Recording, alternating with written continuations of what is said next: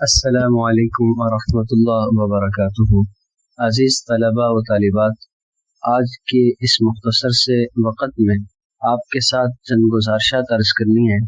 دنیا میں انسان کو مال و دولت کا مل جانا اللہ تبارک و تعالی کا ایک بہت بڑا انعام ہے، ایک بہت بڑی نعمت ہے۔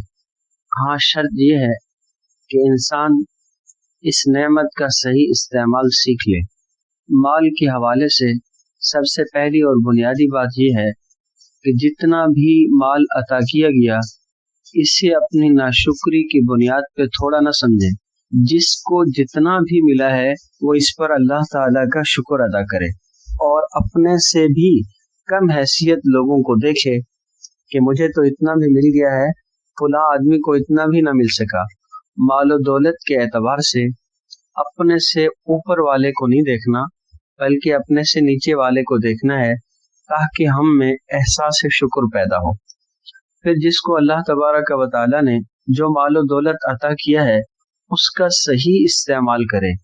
مال و دولت کو اس لیے استعمال کرنا، آپ کو اللہ نے اچھا مال دیا ہے تو اچھا لباس پہنے، لیکن اس نیت سے نہیں کہ میں دوسروں کو دکھانے کے لیے یہ لباس پہننا چاہتا ہوں، غرور کے لیے، تکبر کے لیے، اکڑ دکھانے کے لیے۔ جو ایسا کرے گا وہ اللہ کے ہاں بہت ناپسندیدہ ہوگا۔ قرآن کریم نے ہمیں ایک قصہ سنایا ہے، سمجھنے کے لیے بہت اہم قصہ ہے اور اس قصے میں بہت اہم سبق ہے۔ قصہ جس کو قرآن میں جس کا سنایا گیا وہ قارون ہے۔ دنیا میں جن لوگوں کو مال و دولت سے نوازا گیا، خوب فراوانی کے ساتھ جن کو دولت عطا کی گئی ہے، ان میں سب سے بڑا نام ہے قارون کا۔ قارون کو اللہ تعالیٰ نے مال و دولت سے نوازا تو اس کو اس وقت کے نبی حضرت موسیٰ علیہ السلام نے سمجھایا کہ اس مال پر اکڑ اور غرور نہ کرو بلکہ اسے اللہ کا عطیہ سمجھو اور اس مال کے حقوق بھی ادا کرو۔ تو وہ کہنے لگا یہ مال تو میں نے اپنے خوب محنت سے، اپنے علم سے، اپنے عقل سے، اپنی دانش سے کمایا ہے۔ ایک دفعہ قرآن نے کہا فخرج علی قومہ فی زینتہ، وہ بڑی اکڑ کے ساتھ، بڑی خوبصورتی کے ساتھ نکلا تاکہ میں لوگوں کو اپنی دولت دکھاؤں، شہرت کا طالب تھا۔ قال الذین یریدون الحیاۃ الدنیا یا لیت لنا مثل ما اوتی قارون انہ لذو حظ عظیم۔ تو جو لوگ دنیا کے طالب تھے، دنیا چاہنے والے تھے، وہ اسے دیکھ کر کہنے لگے اے کاش ہمیں بھی ایسا ہی ملتا جیسا کہ قارون کو دیا گیا۔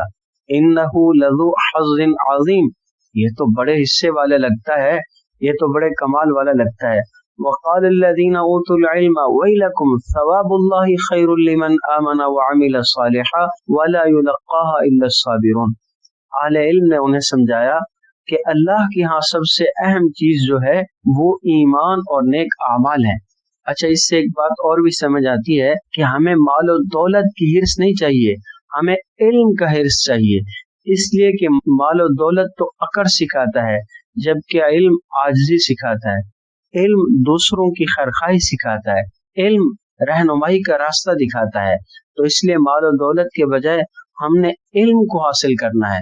تو اس کو فرمایا جن کو علم دیا گیا تھا انہوں نے سمجھایا کہ اللہ کے ہاں سب سے بہتر چیز ہے ایمان اور نیک اعمال۔ اور اس کے غرور اور اس کے عقل کا نتیجہ کیا ہوا؟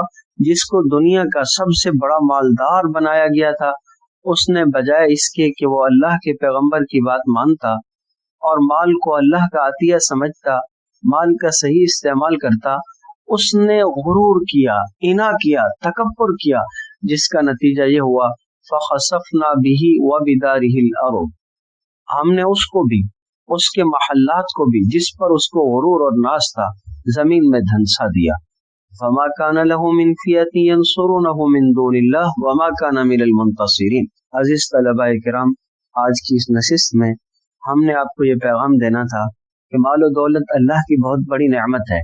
جب مال و دولت مل جائے تو اس پر اللہ کا شکر ادا کرنا ہے، اسے کم نہیں سمجھنا، جبکہ مال و دولت کی خاصیت یہ ہے جتنا بھی جس کو مل جاتا ہے وہ سمجھتا ہے شاید کم ہے، تو اس کو ہرگز کم نہیں سمجھنا ہے، اس پر اللہ کا شکر ادا کرنا ہے اور اس مال و دولت میں اپنے قریبی اعزاء جو غریب، حاجت مند، ضرورت مند ہوں ان کو نہیں بھولنا۔ اللہ تبارک و تعالی ہم سب کو خوب اپنی نعمتوں سے بھی نوازے اور ان کے حق کی ادائیگی کی توفیق سے نواز دے۔